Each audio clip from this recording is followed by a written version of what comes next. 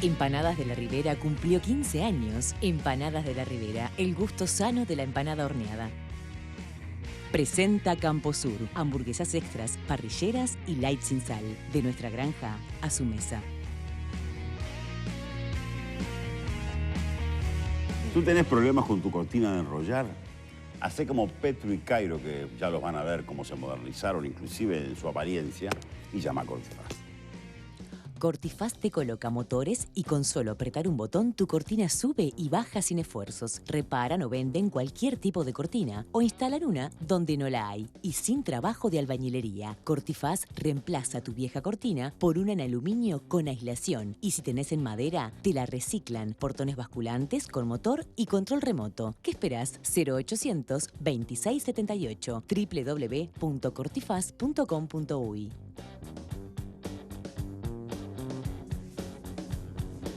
Bueno, entramos ya concretamente en el programa. Tuvimos un móvil extenso con algo inesperado. Bienvenidas, integrantes del panel. Muchas gracias. Doctor Hoffman, ¿cómo le va? Muchas gracias. Gracias por acompañarnos. Siempre su palabra es interesante en estos temas. Bueno, tuvimos un móvil con el doctor Andrés Ojeda, que ya no está en el panel por este mes, por razones obvias. También el candidato colorado, del Partido Colorado, Ernesto Talvi, sobre las declaraciones del director nacional de la policía, Mario Grayera, que habla poco.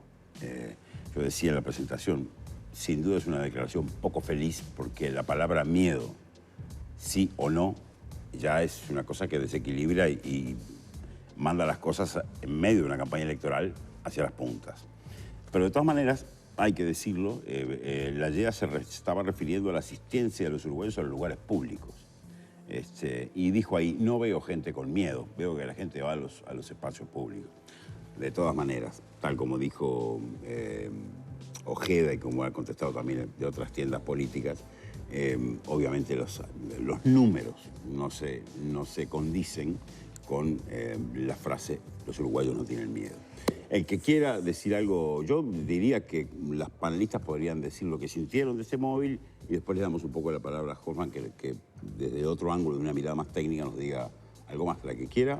Sí, yo quiero hacer un comentario corto porque tenemos poco tiempo y creo que hay que aprovechar el especialista, ¿no? Solo quería enmarcar que estamos a 28 días de las elecciones y obviamente a partir de ahora, incluso un poco antes, todo está enmarcado en eso de que mi propuesta es mejor y la del vecino no es y si tenemos miedo o no. Lo que dice la Yera claramente es, creo que hay esa percepción. Él en ningún momento desestima la percepción popular y después dice, pero no lo noto, no lo noto. Hoffman tiene los números mucho más claros que todos nosotros y sí, obviamente que hay un aumento de homicidios, obviamente que hay que hacer algo al respecto, pero a mí no me gustaría quedar en esa discusión que para los uruguayos es absolutamente estéril de si hay miedo o si no hay miedo. Bueno, ¿qué podemos hacer para mejorar la seguridad pública con base en estudios, en técnica y en propuestas concretas? Con eso me quedo. Muy bien. Sí, yo lo único que agregaría además que incrementar percepción del miedo, poner esto en términos de cuánto más incentivamos el miedo en una sociedad, de alguna forma con fines electorales, creo que siempre es un enorme riesgo. Creo que es un enorme riesgo porque no es lo mejor. En todo caso podemos tener precaución, en todo caso podemos tener atención, pero basar el debate sobre inseguridad en el miedo, en realidad a mí nunca me ha parecido una buena estrategia. Y cuando uno compara, claro, cuando uno compara Uruguay con el exterior, yo les voy a decir la realidad, vivir en sociedades con miedo realmente es algo que se puede ver objetivamente en una sociedad. Yo acabo de venir de Centroamérica a las 6 de la tarde cuando oscurece, no hay un alma en la calle. Y la razón es porque andar en la calle cuando oscurece realmente es cuestión de vida o muerte.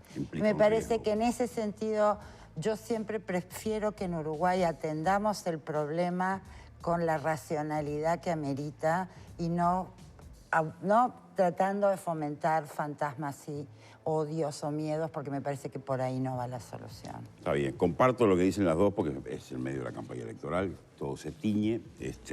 También es verdad que tenemos unos niveles de homicidios, de rapiñas y de muertos por balas perdidas. Ascendientes. Circunstancias y con una población encarcelada enorme, ¿no? Que provocan además un estado de ánimo, sobre todo las personas del sobre las cuales recae la rapiña, que son los comerciantes, taximetristas que hace un tiempo los medios no informamos mucho, pero se suceden sistemáticamente rapiñas de taximetristas.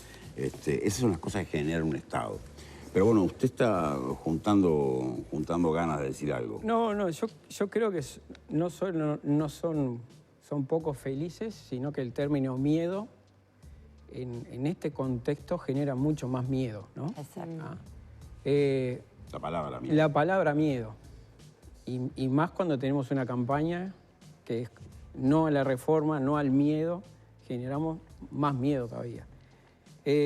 Las cifras, los números avalan que realmente, vivimos una situación de extrema inseguridad. Yo no tengo miedo, pero sí tengo miedo cuando salen mis hijos.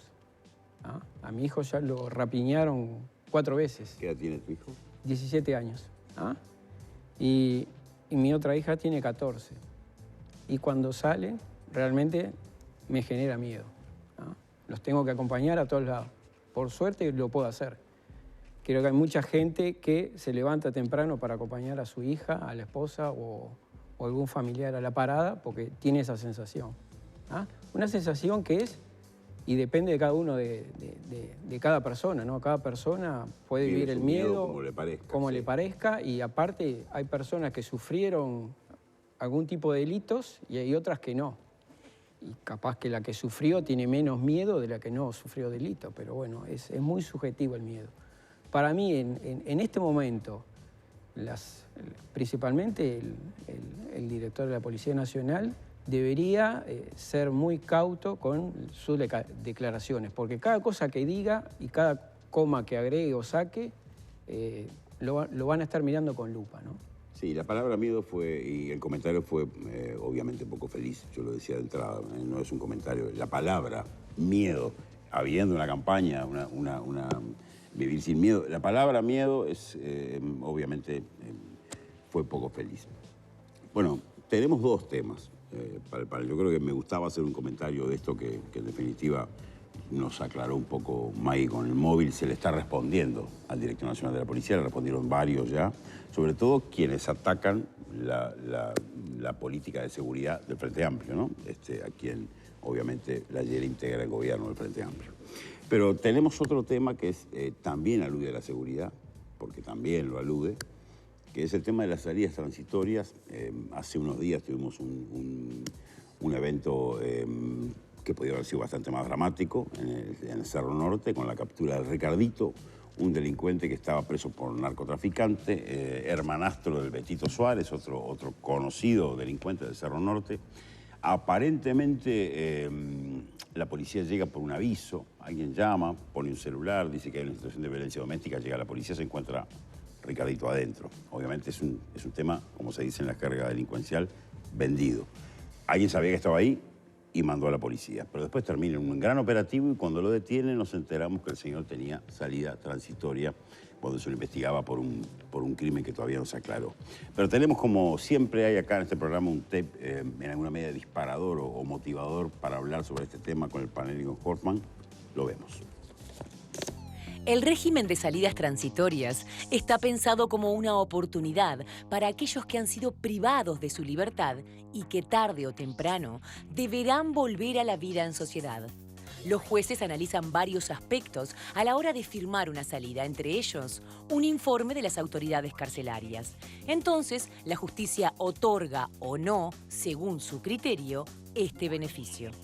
El viernes pasado fue recapturado Ricardo Damián Cáceres Correa, alias Ricardito, líder narco de la zona oeste de Montevideo, después de estar prófugo por más de un mes al no haber regresado de su salida transitoria de la cárcel de Libertad.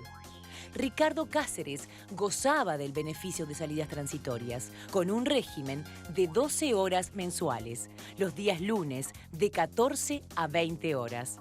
El lunes 19 de agosto, cumplido el horario dispuesto, no se verificó su regreso, por lo que se dio cuenta a la fiscal de Libertad, quien dispuso la requisitoria a nivel nacional de Cáceres, junto con el cierre de fronteras, medida que fue notificada a la Dirección Nacional de Migración. Este es uno de los tantos casos que se dan en nuestro país con presos que gozan de este beneficio. Las salidas transitorias generan polémica y preocupación. ¿Se deberían eliminar?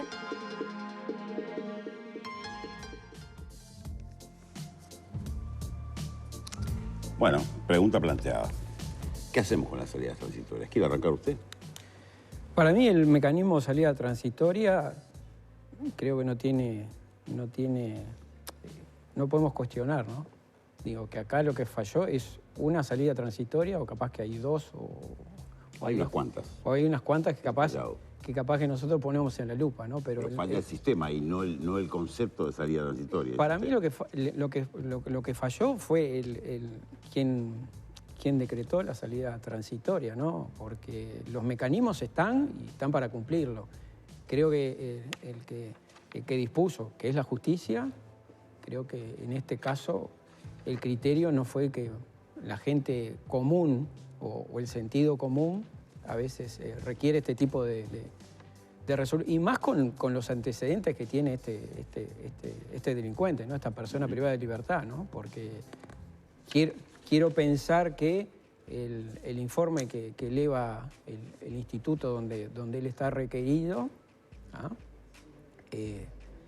Debe tener un informe negativo, ¿no? De acuerdo, evaluando a las conductas y de acuerdo a la peligrosidad de este delincuente, ¿no? El informe ese yo no lo vi, digo, capaz que... Nadie lo ha visto por ahora, al menos. Entonces, ese informe debería decir el delincuente no puede salir, porque aparte no solo tiene que decir el informe qué tipo de persona privada de libertad, sino que también le tiene que decir si accede al beneficio, también qué medidas de seguridad debería adoptar una vez estando en libertad, ¿no? El juez, pregunta que le hago como experto del tema, ¿el juez puede ser inducido por un informe o es el juez que conoce también el caso? Digo, yo recibo un informe, bueno, vamos a dejar salir a Denise porque es macanuda, pero usted que yo no la vi nunca. O el juez, el mismo que lo procesó, es el que le otorga la salida transitoria. No, el mismo que lo procesó es el que otorga la salida transitoria, ¿no? O sea que sabe tanto como... Sabe del expediente, ¿no? El tema acá es si el juez accede y el informe del instituto es negativo. Contrario. Si es contrario, ahí sí se eleva al Ministerio Público para que ahí resuelva en definitiva, ¿no? Por eso hay que ver el informe del Instituto de Rehabilitación, o sea, del INR, a ver qué puso en el informe, ¿no? Para mí es crucial lo que puso en el informe, ¿no? Más allá de que igual el juez después es el que otorga la salida transitoria, sí o no, y qué tipo de salida es, ¿no? Sí, bueno, la pregunta es, bueno, si el informe desestima el otorgamiento de la salida transitoria, ¿cómo un juez puede otorgarla igual? Es más grave. Es una pregunta que uno se puede hacer como ciudadano, ¿no? Sí, yo creo que cuando uno ve las razones que tiene la ley que habilita, ¿no?, las salidas transitorias, parecen muy razonables, parecen ser para los casos donde o se está preparando su salida o hay una situación grave como puede ser, ¿no?, la enfermedad o fallecimiento de un familiar, que sería absolutamente inhumano no permitirle a alguien salir porque está preso por eso, pero no le han dado inhumana. Sí. O para afianzar, ¿no?, lazos familiares o el proceso de reinserción. Cuando uno lo mira, parece razonable, ¿no?, que se acompañe la resocialización de alguien privado de libertad por estos motivos. Es obvio que después no se puede negar este derecho porque hayan habido malas decisiones. En todo caso, habrá que evaluar por qué se dieron salidas transitorias a aquellos o que eran peligrosos o que no estaban en condiciones o que no se cumplió con las medidas del caso. Pero yo no sacaría una medida de este tenor porque hayan habido situaciones excepcionales que no se cumplieron. Por los datos que hay, habitualmente la relación de las malas decisiones no es mayoritaria en relación a las buenas decisiones de las salidas transitorias, así que ahí lo que me parecen es, no sé cómo funcionan los mecanismos de evaluación caso a caso. O sea, si hay una mala decisión, ¿cómo debería, no sé si sancionarse o llamarse la atención a los profesionales a cargo de dictaminar estas situaciones, pero nunca le pondría la sanción a los que son beneficiados por el derecho, ¿no? ¿Se entiende? Sí, yo quería llamar la atención y aprovechar, Eduardo, para hacerle dos preguntas. En unas entrevistas anteriores, vos dijiste dos frases que me impactaron. Una, que el sistema carcelario era un caos, ¿no? Y creo que acá hay una punta de ese caos. Y después de que salen 20 personas por día de vuelta, ¿no? A la calle supuestamente reinsertadas o en búsqueda de trabajo, que sabemos que los expresidiarios en general no encuentran trabajo porque nuestra sociedad es una sociedad de punición y no de rehabilitación. Entonces, en el fondo de ese incidente, ¿no? La salida de Ricardito, que de nuevo no quiero quedar en lo puntual, 50% de nuestra seguridad está en la cárcel, porque estos seres van a volver a las calles, ¿verdad? ¿Qué tipo de rehabilitación es posible si uno saca el mecanismo de libertad transitoria, de salida transitoria? No, yo creo que acá, para mí, por un caso no podemos sacar un beneficio que para mí es muy bueno, ¿no? Ya nombraron en qué casos se aplica y cómo se aplican. Creo que acá lo que falló es el criterio de conceder la libertad, la salida transitoria, perdón. El tema de las cárceles, lo venimos hablando hace tiempo. Más allá de que es un caos, para mí es una bomba de tiempo, que en algún momento alguien la tiene que desactivar, ¿no? Yo lo que digo es, gran parte de la inseguridad que tenemos hoy se genera en las cárceles claro. de nuestro país. Y lo otro, y te agrego, 11.000, hay 11.000 personas privadas de libertad, 7.000 son consumidores de algún tipo de droga, ¿no? O sea que es bastante complejo. Yo lo que veo es que los candidatos se centran más el discurso en un aspecto de la seguridad y creo que para mí es clave este 50%, ¿no? El 50% que hay en las cárceles resolveremos, no te digo todos los problemas de seguridad, pero gran parte de seguridad si rehabilitamos a esas personas.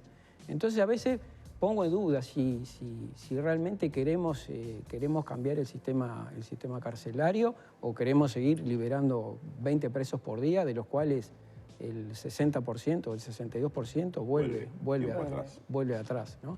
Sí, generalmente avanza el delito además. Cambian los delitos, salen mejor, más profesionales, más violentos y más letales. Y lo estamos viendo.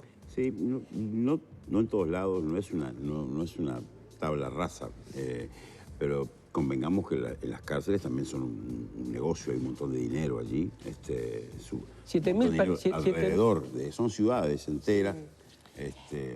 Pero bueno... Lo que pasa es que nunca hablamos de ese número, ¿no? Cuando a mí me dicen 11.000 personas privadas de libertad, es porque en realidad hay un sistema de persecución y de atrapar delincuentes que funciona, ¿no? Digo yo.